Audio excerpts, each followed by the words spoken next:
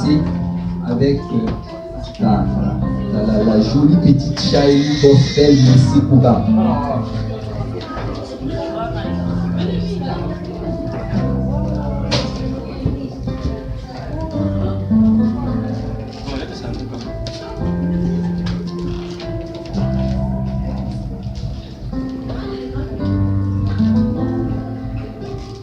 Alléluia.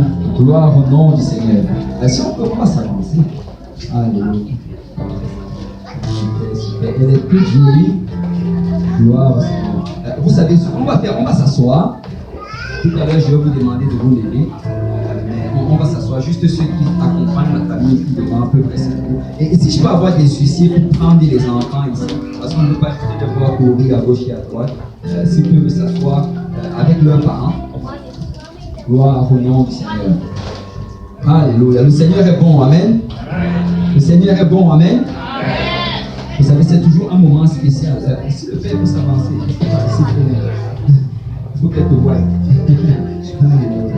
Et c'est toujours un moment extraordinaire vraiment que de faire la dédicace d'un bébé. Parce que quand tu vois le bébé, c'est là que ça te ramène beaucoup de souvenirs. Amen. Ça te ramène des souvenirs et je me rappelle toujours la première fois que le frère Pierre est venu à l'église et tu sais, c'était juste un jeune homme. C'est ça. Il était à l'école et il aimait beaucoup travailler pour le Seigneur, s'impliquer pour le salut des âmes. Il était toujours à gauche et à droite en train de courir. Et ça n'a pas changé parce qu'il est toujours à gauche et à droite en train de courir pour les âmes. Amen. Et nous apprécions vraiment ce que le Seigneur fait dans sa vie. Comment le Seigneur l'utilise pour l'église de Saint-Michel. Amen. Gloire à Dieu. Je me rappelle aussi la sœur Palinda. En fait, la sœur Palinda, je me rappelle. Je crois que c'était à l'étude biblique à Saint-Laurent. On n'a pas le temps pour raconter toutes les histoires, mais elle a dû faire un grand sacrifice en fait pour servir le Seigneur. Amen. Et ce sacrifice-là, peut-être ça l'a suivi pendant longtemps, mais vous savez, aujourd'hui, elle peut se tenir devant nous et demander que le Seigneur est fidèle. Amen. Le Seigneur est fidèle. Et je rends vraiment grâce au Seigneur pour la sœur Palinda. Et ces deux jeunes qui sont venus dans le Seigneur, tout jeunes, et voilà maintenant qu'un enfant. Et c'est quand tu vois ça que tu réalises que tu vieillis. Sinon, on va faire la dédicace. Amen. Psaume 127, verset 3. La Bible dit: voici les fils sont un héritage. La Bible dit: voici les fils sont un héritage de l'Éternel. Le fruit des entrailles est une récompense. En fait, la Bible nous dit ici que les enfants, c'est un cadeau de la part du Seigneur. Amen. Vous savez, il y a certaines personnes qui ont beaucoup d'enfants. Et après, ils regardent souvent ça comme un fardeau. Mais on doit réaliser qu'il y a d'autres personnes qui n'en ont pas et qui pleurent jour et nuit pour en avoir. Donc, on doit toujours se rendre compte qu'un enfant, c'est un cadeau de la part du Seigneur. Amen. Et Psaume 139, verset 13. C'est toi qui as formé mes reins, qui m'as tissé dans le sein de ma mère. Et la Bible dit que le Seigneur a littéralement tissé nos tissus. Il a littéralement formé nos reins dans le sein de notre mère. L'enfant n'est pas le fruit d'un accident ou bien du hasard. Et regardez bien, quand le Seigneur utilise ce terme, ça c'est vraiment quelque chose qu'on doit prêcher à ces gens-là qui parlent de l'avortement. Vous savez, avant même qu'on ne commence à voir le fœtus, le Seigneur était déjà en train de tisser.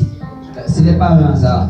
Dès qu'il y a le moindre, dès que la cellule de l'homme et la cellule de la femme se mettent ensemble et forment le, dès ce moment-là, le Seigneur a commencé le travail. Et nous sommes réellement tissés par le Seigneur. Amen. Matthieu 19, verset 13 à 14.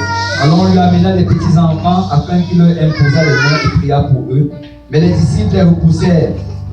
Et Jésus dit: laissez les petits-enfants et ne les empêchez pas de venir à moi, car le royaume des cieux est pour ceux qui leur ressemblent. Tu sais, souvent nous avons cette tendance-là. Et quand nous allons être à l'église, on est en train de prier ou lire la parole de Dieu, on va mettre les enfants de côté. Certains vont mettre l'enfant devant l'ordinateur. Mais le Seigneur dit, écoutez, laissez les enfants venir à moi. Amen. Les enfants doivent être amenés également vers le Seigneur. Quand tu pries, prie également avec tes enfants. Quand tu lis la parole de Dieu également à tes enfants. Dans la maison de Dieu, quand le temps vient de louer, ne donne pas ton téléphone à ton enfant pour qu'il joue alors que toi tu loues. Demande à ton enfant, lève-toi, loue le Seigneur, bats les mains, célèbre le Seigneur. La Bible dit, laissez venir les enfants à moi. Amen. L'erreur qu'on fait souvent, c'est de garder les enfants de côté et servir le Seigneur et espérer que quand ils vont arriver à l'âge de la connaissance, selon nous, en fait, qui est 16 ans ou 18 ans, ils vont servir le Seigneur. Mais non, l'âge de la connaissance, réellement, c'est 2-3 ans. Et dès cet âge-là, on doit déjà louer le Seigneur. Amen. Mais le Seigneur dit ici, regardez bien, il dit, le royaume des cieux est pour ceux qui leur ressemblent. Donc, si nous devons aller dans le royaume des cieux, nous devons ressembler aux enfants. Amen. Et dans le Matthieu 18, verset 2 à 3, il précise encore cela. On dit, Jésus ayant appelé un petit enfant, le plaça au milieu d'eux. Il dit, je vous le dis en vérité, si vous ne vous convertissez et si vous ne devenez comme les petits enfants, vous n'entrerez pas dans le royaume des cieux. Ce que j'ai bien en train de dire ici, c'est que si nous voulons entrer dans le royaume des cieux, il faut que, on se convertisse. Ça veut dire qu'on obéisse à l'évangile. Mais la deuxième chose, il dit qu'on doit devenir comme des petits enfants. Et c'est quoi devenir comme des petits enfants? Ça veut dire avoir un cœur réceptif. Être quelqu'un d'enseignable. Les enfants sont enseignables.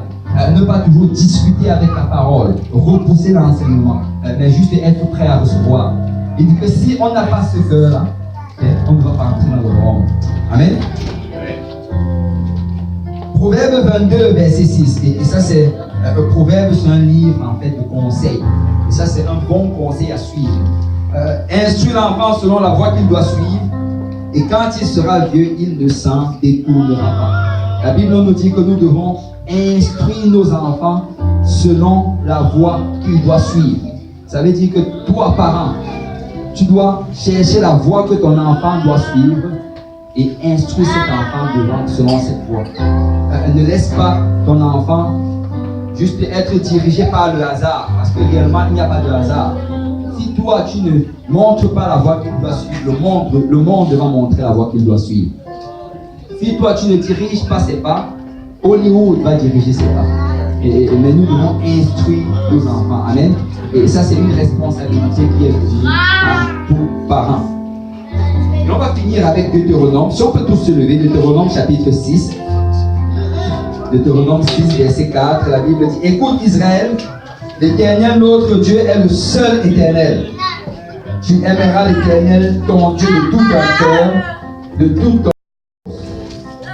Et les commandements que je te donne aujourd'hui seront dans ton cœur. Que tout le monde dise dans mon cœur. Dans mon cœur. Tu les inculqueras à tes enfants. Tu les inculqueras à tes enfants. Tu les inculqueras à tes enfants. Tu les inculqueras à tes enfants. Tu les inculqueras à tes enfants. Tu les inculqueras à tes enfants. Tu les inculqueras à tes enfants. Alléluia. Vous savez, quand j'arrive ici, mon célébro. Toi, enfant de Dieu, toi, parent, tu dois intentionnellement prendre les choses de Dieu et mettre dans le cœur de tes enfants. Vous savez, il y a certains qui vont dire aujourd'hui, oh, moi je vais laisser mes enfants grandir. Et quand ils seront grands, ils vont choisir la religion qu'ils vont suivre. Vous savez, si tu disais cela de la foi et que tu faisais également cela de toute autre chose, je t'écouterais. Mais moi j'ai un problème en fait, parce que quand nous disons cela en ce qui concerne la foi, pour l'éducation, nous ne faisons pas la même chose. Parce que je ne connais aucune personne ici qui va dire, je vais laisser mon enfant à la maison. Quand il va grandir, il va décider s'il va à l'école. Vous savez, nous les envoyons à l'école de force depuis l'âge de 5 ans, peut-être c'était même 3 ans, certains. Nous les envoyons. Écoute, tu dois aller à l'école, tu dois recevoir une éducation. Tu n'as pas le choix. Mais je viens dire à quelqu'un ce matin qu'écoute, si ton enfant va servir le Seigneur, ça va prendre que tu l'inculques dans ton enfant. Écoute, mon enfant ne va pas servir Bouddha. Mon enfant ne va pas servir Allah. Mon enfant ne va pas servir un autre Dieu. Il va servir l'Éternel. Parce que je vais l'inculquer dans mon enfant. La foi que j'ai reçue, je vais la transmettre. Écoute, un parent, tu dois inculquer ces voies à ton enfant. Amen. Et regarde combien il dit que tu vas l'inculquer. Tu en parleras quand tu seras dans ta maison. Ça veut dire que chez toi, tu dois souvent dire, écoute, nous servons un seul Dieu. Son nom, c'est l'Éternel. Il s'est manifesté, son nom, c'est Jésus. Il dit, quand tu iras en voyage, tu dis, tu sais quoi, nous allons en voyage, mais nous servons un Dieu. Son nom, c'est Jésus. Quand tu te coucheras, avant de te coucher, écoutez les enfants, vous allez bien dormir, mais nous servons Jésus. Amen. Quand tu te lèveras, réveillez-vous les enfants, nous servons Jésus. Alléluia. Et il dit, et tu les liras comme un signe sur tes mains, et ils seront comme des frontaux entre tes yeux. Tu les écriras sur les poteaux de ta maison et sur tes portes. Le Seigneur décrit vraiment comment inculquer cela à vos enfants. Vous savez comment tu vas l'inculquer à tes enfants? C'est parce que toute activité que tu vas faire, ben, tu dois t'assurer que ton enfant sache que tu sais Dieu. C'est si nous faisons ça, c'est parce que Jésus l'a approuvé. C'est cette maison, c'est une maison qui sert le Seigneur. Nous allons en voyage parce que Jésus l'a approuvé. Amen. Et ça doit être intentionnel. Ça doit être intentionnel. Amen. Alors ce matin, alors que nous nous trouvons devant le frère Pierre et la sœur Palinda et que nous allons présenter la petite Charlie Gospel Messie Programme, nous allons poser la question à la famille de savoir si aujourd'hui, frère Pierre et sœur Palinda, est-ce qu'aujourd'hui vous vous engagez à éduquer cet enfant selon les voies du Seigneur? Amen. Ils ont dit oui. Amen. Alors c'est un plaisir pour moi de présenter le Seigneur. Alléluia. Si je peux avoir quelques personnes qui vont venir prier pour la famille.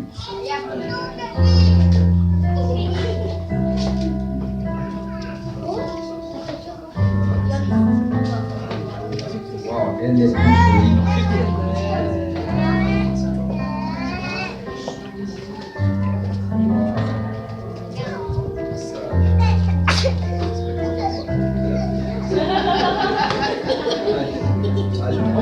On va prier. Alléluia. Père Céleste, nous te louons, nous te rendons grâce. Merci pour cette magnifique Seigneur que tu nous as donnée aujourd'hui. Merci Seigneur pour cette famille qui est réunie en grand nombre pour la présenter devant toi.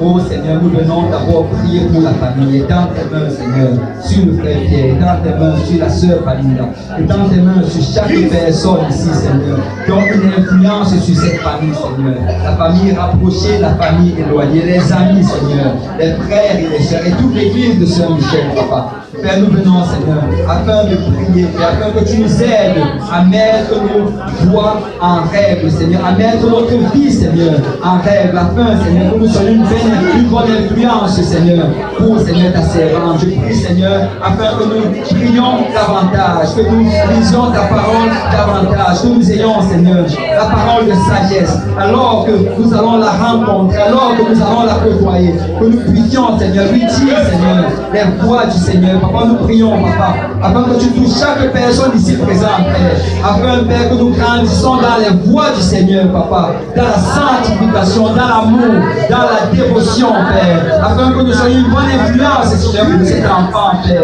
Seigneur, nous prions, Seigneur, afin que tu pourvoies toujours à ses besoins, au travers de ses parents, Seigneur, qu'elle ne manque jamais de cœur, qu'elle ne manque jamais de lait, qu'elle ne manque jamais, Seigneur, de provision, Seigneur. Père, je prie, Seigneur, que tu la bénisses dans les voies du Seigneur, et qu'elle grandisse dans une famille, Seigneur, qui s'aime, Seigneur, et que cette maison soit toujours un sanctuaire, Seigneur, pour sa croissance, Seigneur, et pour son épanouissement dans le Seigneur. Père, nous prions, Seigneur, afin que tu la couvres, Seigneur, de protection, Seigneur, que toute arme forgée contre elle soit sans effet, que toute arme forgée contre la maison soit sans effet, mais qu'elle grandisse sous la couverture du Seigneur, que les anges campent continuellement, Seigneur, auprès d'elle, Seigneur, et alors qu'elle grandit Seigneur, qu'elle arrive à l'âge de la connaissance, qu'elle ne se détourne jamais des voies du Seigneur, mais qu'elle ait ce grand témoignage, que l'Éternel m'a gardé, l'Éternel a pourvu, l'Éternel m'a protégé, l'Éternel m'a gardé sanctifié dans sa maison. Et alors, Seigneur, qu'elle arrive à ce moment, Seigneur, où elle va prendre une décision, Seigneur, qu'elle décide de te servir, qu'elle décide d'obéir à l'évangile, se repentir de ses péchés, être baptisée au nom de Jésus pour le pardon de ses péchés, et que tu la remplisses du Saint-Esprit, Seigneur. Papa, je prie, Seigneur, qu'elle soit une influence dans ce monde, qu'elle ne soit pas celle qui est influencée, mais qu'elle soit celle qui influence, qu'elle influence dans son école, qu'elle influence, Seigneur,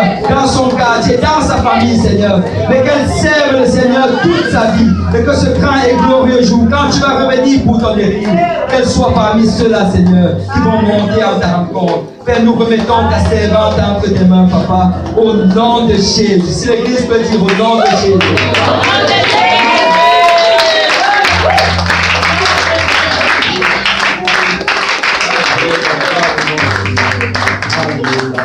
De toute façon, on va prendre les chevaux avec la caméra. Je vois que j'ai les mis en position pour manger.